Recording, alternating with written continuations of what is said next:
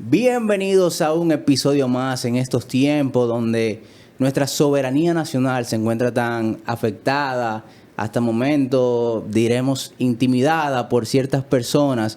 Es un honor y un placer recibir por aquí al presidente del Instituto Duartiano, el doctor Wilson Gómez. Un placer, doctor. Un honor estar aquí, fluyendo, ¿no? Fluyendo, vamos a fluir.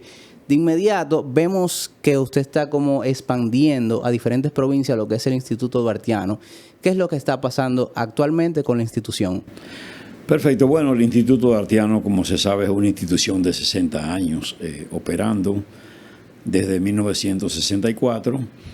Y entonces, bueno, en estos tiempos le ha tocado un momento muy difícil donde no tiene que contentarse ya con solo hacer las publicaciones tradicionales de los libros de una colección, cartillas, póster, algún tipo de separatas, la divulgación de documentales, el funcionamiento de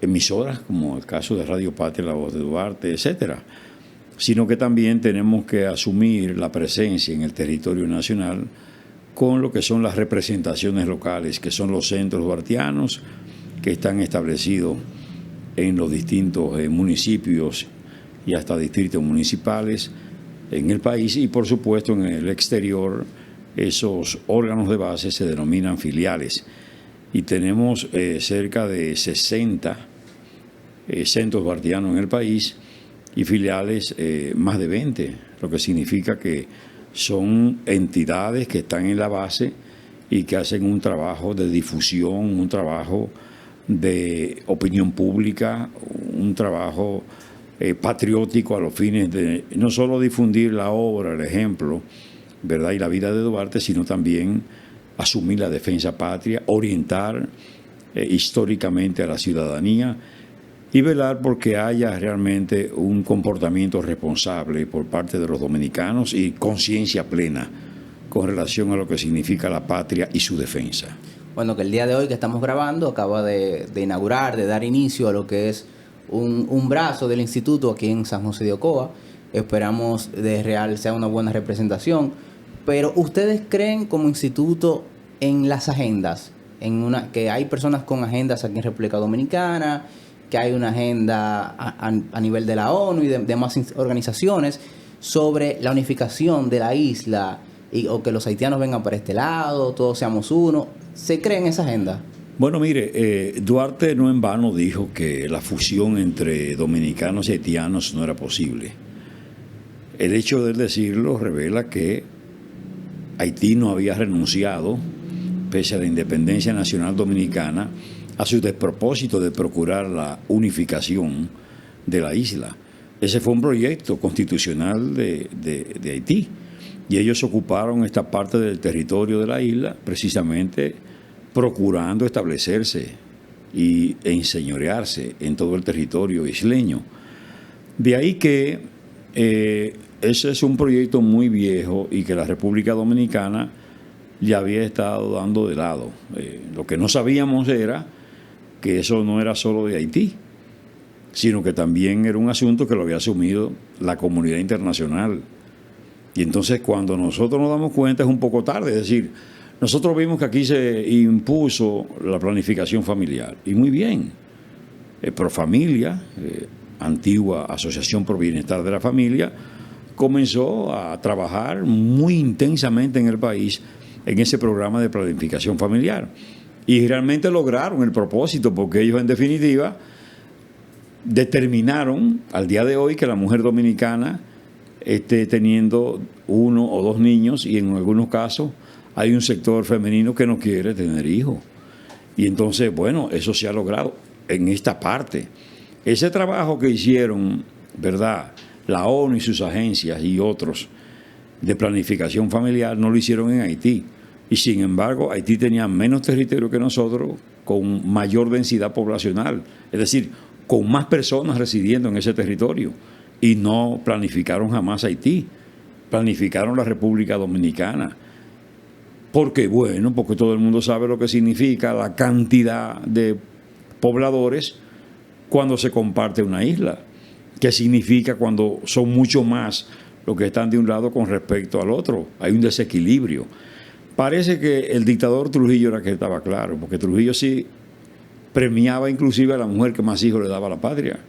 Había el premio Julián Molina, que era el nombre de su madre, para esa señora que tuviera más hijos, porque él sabía que eso iba a gravitar al final, como ha gravitado en estos tiempos la cantidad de haitianos con respecto a los dominicanos, que cada día son menos, por lo que hemos dicho. Entonces, al no hacerse ese esfuerzo de planificación en aquella parte de la isla, sin duda que tenemos esa situación. ¿Qué quiere decir eso? O que hace tiempo que tienen ese proyecto y que no han cesado. Por eso la ONU, la Organización de las Naciones Unidas como un organismo mundial, y la OEA, Organización de Estados Americanos, como una entidad regional que tiene el propósito de acudir, de ayudar a los países que caen en una situación de crisis. Y Haití tiene una crisis. Bastante. Se han caído sus columnas institucionales. Hay una hambruna, hay dificultades sociales, hay muchos problemas. Entonces, al haber tantos problemas sin una respuesta, ¿verdad? ¿A qué se juega? A empujar la situación. Y estamos empujando la situación realmente para acá. Entonces hay una presión inequívoca, indudable, que tiene que ser de alguna manera evitada por nosotros, y por eso el reclamo de la autoridad nacional para que esa comunidad internacional, esos organismos internacionales, las grandes potencias y particularmente la más comprometida con Haití históricamente, vayan en su auxilio. Pero por esa misma presión es que vemos ya que los haitianos tienen esa libertad, o se sienten con esa libertad de hacer esos reclamos, marchas, de que ellos se creen dominicanos y dicen que si ellos no son dominicanos, Luis Abinader tampoco. Bueno, llegan a ese extremo. El problema es que a ellos le vendieron la idea, a los sectores de poder, la clase dominante haitiana, la élite haitiana, de que realmente ellos son dueños de todo esto, porque nosotros lo despojamos de esta parte de la isla.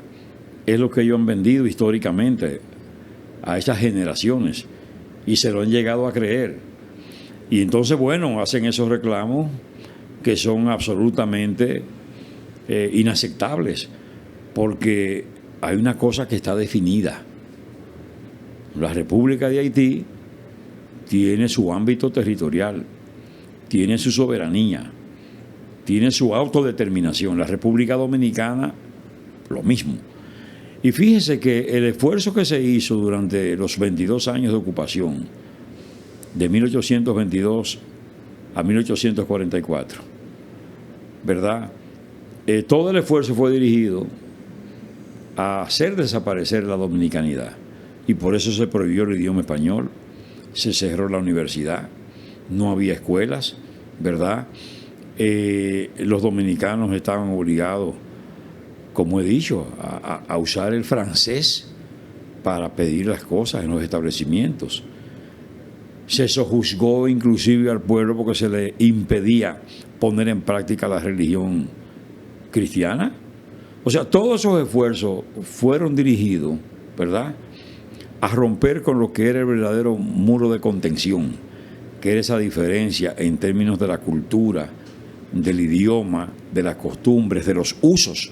Todo eso diferente quiso hacerse homogéneo y no se logró, porque la República Dominicana, el dominicano, que no éramos república todavía hasta 1844, pero éramos nación, y esa nación resistió y evitó por encima de todo que se asumieran las normas, las costumbres, los usos, el idioma, la religión de Haití.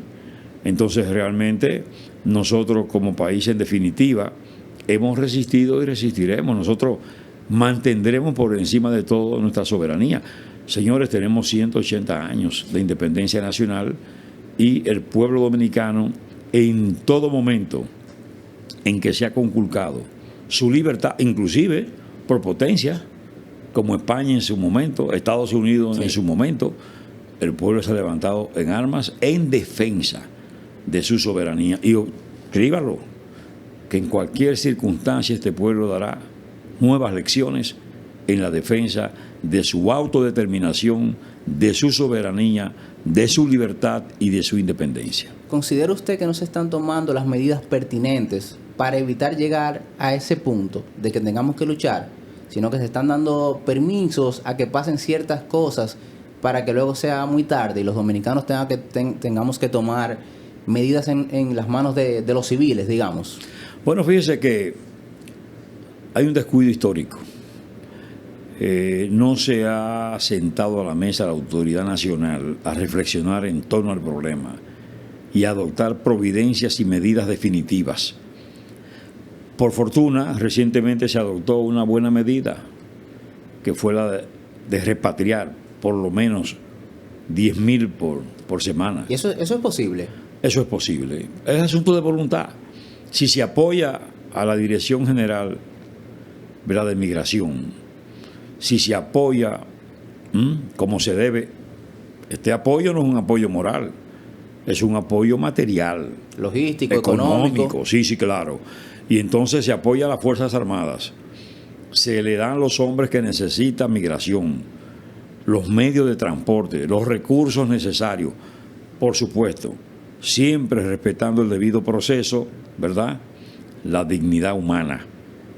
Eso lo hemos estado haciendo, lo podemos seguir haciendo y podemos proceder a aplicar las políticas migratorias.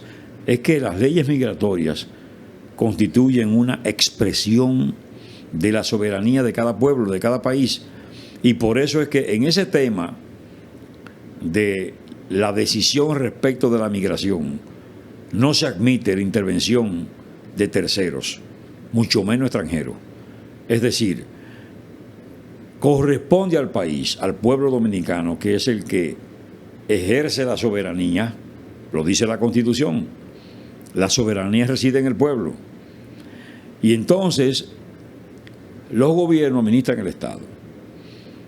Y en la administración del Estado los gobiernos dirigen la política internacional. Y el artículo 3 de la Constitución de la República habla de la soberanía. Y ahí mismo dice que el principio de no intervención de manera directa o indirecta en los asuntos internos de la República es un principio cardinal del derecho internacional y de la política internacional de la República Dominicana. Y por tanto es un principio irrenunciable. De la misma manera que nosotros no podemos inmiscuirnos en los asuntos internos de las demás naciones y países y estados, asimismo, con esa misma entereza, tenemos que exigir que se respete la integridad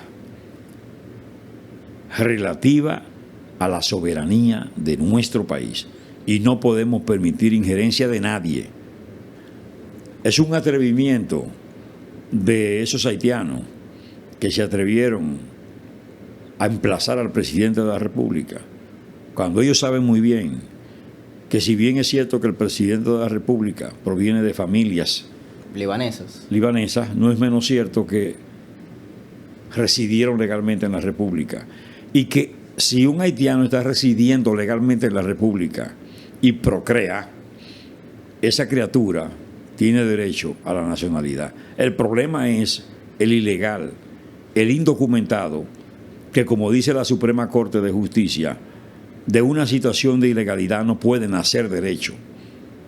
Y esa sentencia 168.13 del Tribunal Constitucional precisamente fue una respuesta a la pretensión de conseguir derechos de nacionalidad, personas a las que no le correspondía.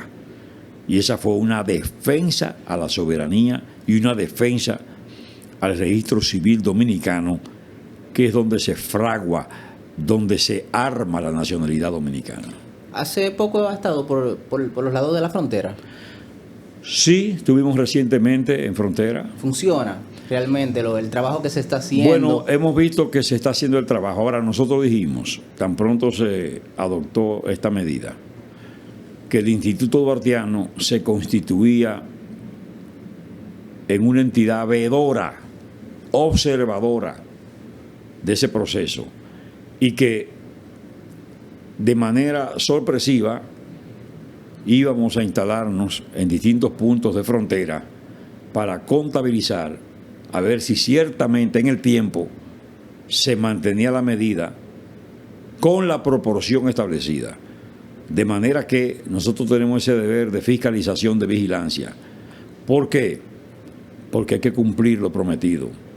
La palabra del presidente tiene que cumplirse en ese orden. Que no sea solo la inauguración, muy bien, los drones, Claro, porque y luego todo se daña. Claro, porque el asunto nuestro es que por lo general 3, 4, 5 días, una semana se cumplen las cosas.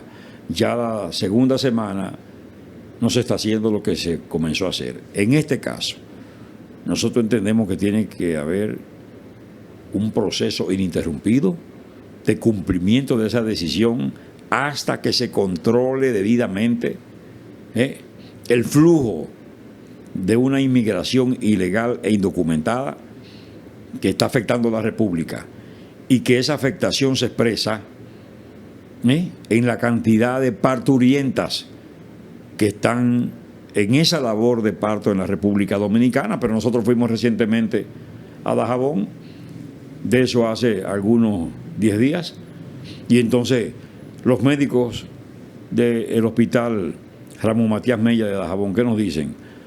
De cada 10 partos, 8 son de haitianas. Eso es demasiado grave. Y esa es una cuestión que se expresa no solo allá, se expresa aquí en maternidades en la capital, en Santiago y en otros puntos del país. Y eso es sumamente grave. Y otra cosa, ¿cómo va a ser que un estudiante dominicano se le va a diferir para un colegio privado? Porque el cupo lo asumieron niños que, si bien es cierto que tienen derecho para acceder a la formación, a la instrucción pública, sin embargo ese derecho no puede estar por encima del niño dominicano, que es para quien nosotros trabajamos, y a fin de cuentas los impuestos lo pone en manos del Estado el dominicano. Entonces nosotros hemos dicho, bueno, de la misma manera que en una época en que el rubro del café era sumamente importante, y sobre esa base se hacía en el país una especie de programa educativo especial para la zona cafetalera, que era distinto al programa ordinario. Asimismo puede articularse un programa especial para impartir clases sábado y domingo con profesores nombrados a esos fines, para administrar la educación fundamental a esos menores que provienen de familias que tienen esos problemas, pero no perjudicar nosotros, a los dominicanos. Pero que entonces el problema es que las organizaciones internacionales nos llaman xenófobos. Sí, hay una campaña sostenida, una campaña interesada, porque eso es una extorsión, eso es un chantaje para crear situaciones que llegaron a crearlo. En algún momento muchos dominicanos creyeron que las posiciones nacionalistas, que la defensa al interés nacional obedecía a posiciones de discriminación, de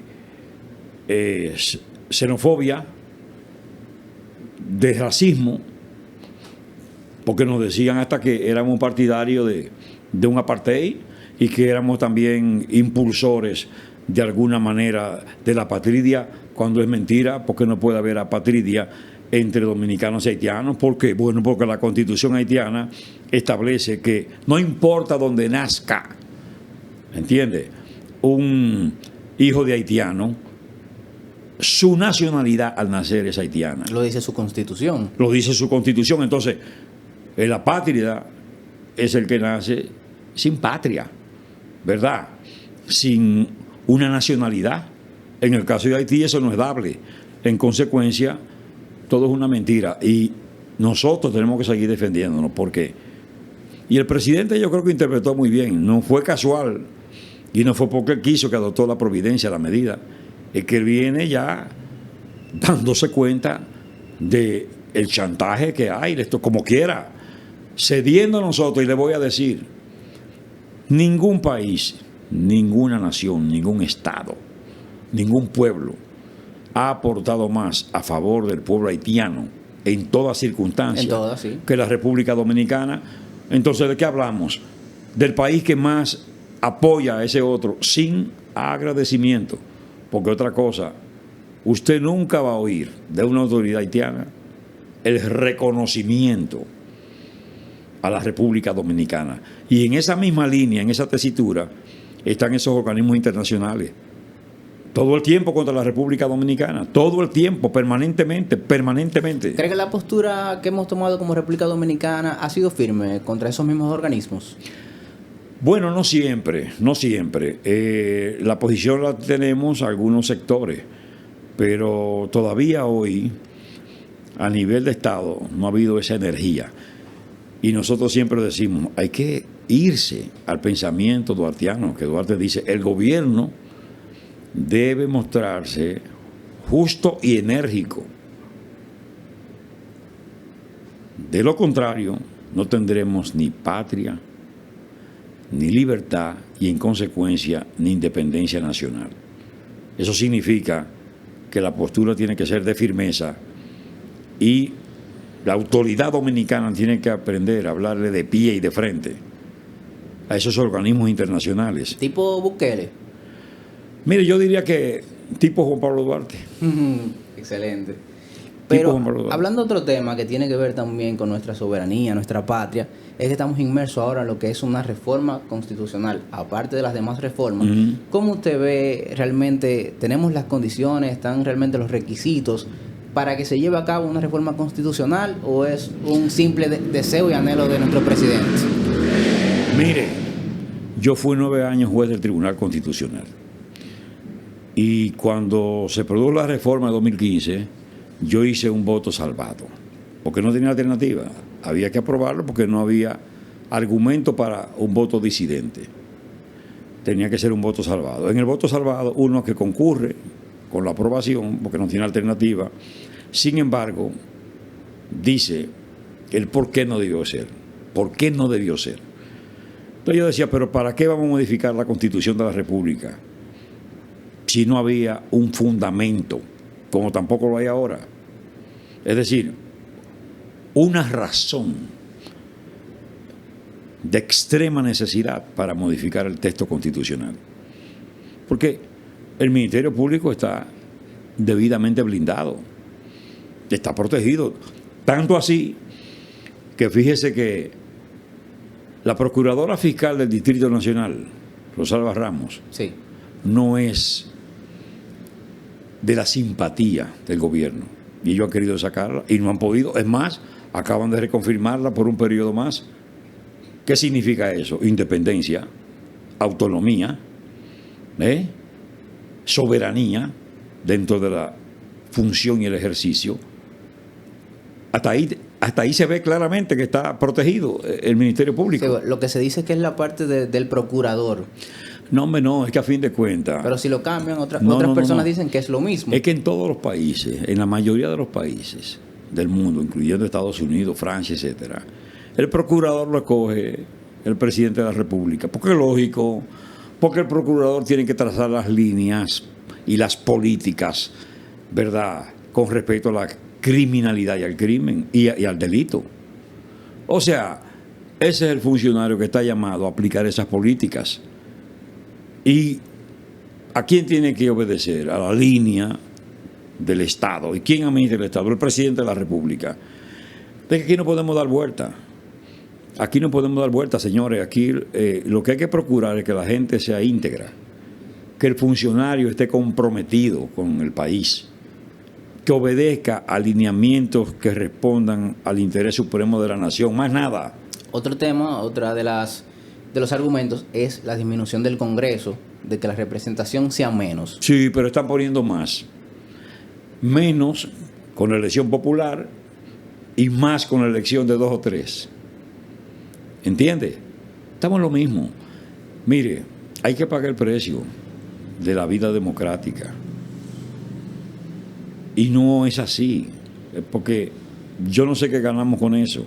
Ahora, yo sí creo que... ¿Sabe qué es importante? O quitarle los privilegios. Todos esos privilegios irritantes de las exoneraciones.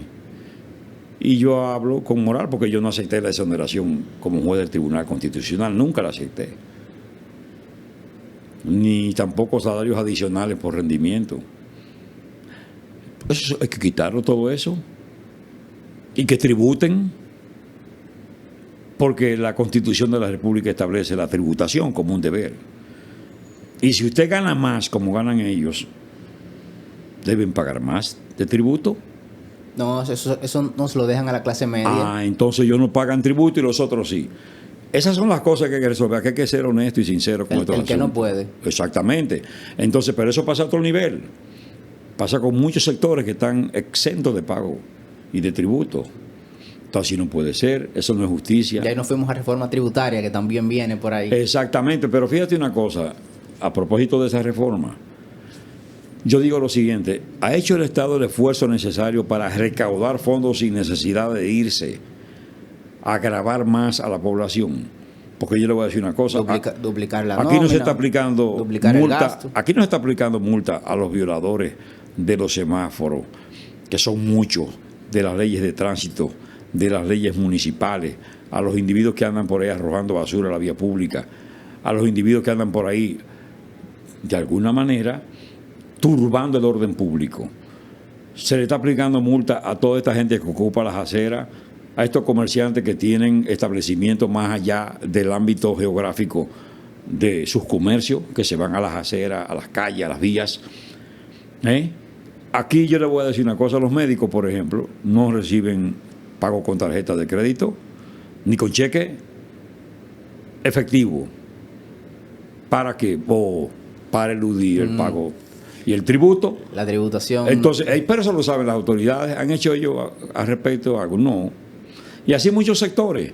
Entonces, el Estado ha debido procurar esos ingresos con la aplicación de sanciones, aplicar todas las leyes, y que todas las leyes se cumplan en el país, y que el que no la cumple tenga que pagar. ¿Se ha hecho eso? No. No es más fácil quitárselo a la gente de lo poco que gana. Entonces, todo eso es un régimen que apunta hacia la injusticia, y eso es lo que no debe ser. Bueno, para ir finalizando, ¿cuáles son los planes del Instituto Duartiano actualmente, de aquí en adelante? ¿Qué es lo que se propone? Bueno, seguir asumiendo la defensa patria, llevando el mayor nivel de conciencia a la población, integrando a personas de valor a las filas duartianas, para que defiendan ese pensamiento, esa obra, esa vida, para que asuman la defensa soberana, para que hagan conciencia con respecto al momento que vivimos, y que definitivamente, respetando los derechos de todo el mundo, pero aprendiendo a ser enérgico en el reclamo del cumplimiento de nuestras leyes, y que impere el Estado de Derecho, donde se respete la ley y se acate debidamente las decisiones de la autoridad competente, porque hacemos muchos esfuerzos, sin embargo no cumplimos para hacer lo que deseamos. Nuestra Constitución establece el Estado social y democrático de derecho, más allá del Estado de Derecho, porque el Estado de Derecho se conformaría solo si se cumple la ley y se acatan las decisiones de la autoridad competente. Pero si el propio Tribunal Constitucional dice que hay más de 100 sentencias, la mayoría que recaen sobre las instituciones del Estado, y no las cumplen, decisiones que la Constitución dice que son definitivas, que son de acatamiento obligatorio, que no admiten ningún tipo de recurso, y no la cumplen en violación a la Constitución sin consecuencia. ¿Usted ha sido parte de alguna de estas marchas que se han dado actualmente de los dominicanos? Mire, nosotros hemos hecho 4 marchas importantes. La primera fue la que se hizo desde el Parque Colón hasta el Altar de la Patria, que fue la mayoritaria. Luego hicimos una segunda en Santiago de los Caballeros. Hicimos una tercera en Asua y una cuarta en San Pedro de Macorís. Marchas regionales. Nosotros hemos valorado siempre ese recurso y entendemos que muchas veces son estos movimientos los que generan reflexión por parte de la autoridad. Pero no les tocó como pasó hace unos días en la Plaza de la Bandera, que fue la policía a hacer el desmonte de todo. No, nosotros particularmente cuando hacemos estas marchas, procuramos el concurso de la propia autoridad para que ellos protejan la marcha. Y las hacemos dando las mayores seguridades de orden, de disciplina y de control. ¿Qué pensaría Duarte si ve la República Dominicana que tenemos hoy día? Mire, yo pienso que Duarte, por un lado, estaría satisfecho porque él consiguió su propósito de independencia. El grupo conservador que lo adversaba quería separación pura y simple para colocar el país bajo protectorado de potencias. El país en 180 años ha marchado de manera independiente y ha enfrentado con entereza todas las veces que se ha interrumpido el proceso democrático, la vida nacional o se ha afectado la soberanía. Ahora, Duarte estaría reclamando completar su obra. Además de la independencia y de la vida en democracia, también él soñó con una patria feliz, con un ciudadano mejor formado, mejor preparado, más comprometido, capaz de rendir cuentas sin que se lo exijan, en contra en todo momento de ese ciudadano de la corrupción y asumiendo una vida digna, que fue lo que él quiso. En realidad él estaría conforme en parte, pero reclamando el cumplimiento de su obra por otra parte. Un llamado o un mensaje final a todas las personas que pueden ver este video. Al dominicano que mantenga su fe en el pueblo, como Duarte mantuvo fe. Duarte fue firme en su propósito, en su lucha, en su esfuerzo, y lo dirigió muy bien para conseguir el más elevado propósito: la patria libre y la independencia pura y simple. Abracemos pues el ideal, el ejemplo, la vida y la obra de Duarte en todo momento, en la seguridad de que nos espera el mejor de los éxitos. Doctor, muchísimas gracias. Un honor. Un placer tenerlo por Gracias aquí. Excelente conversatorio con el doctor Wilson Gómez. Realmente una conversación placentera. Y a ustedes nos vemos en un próximo episodio, porque aquí estamos fluyendo.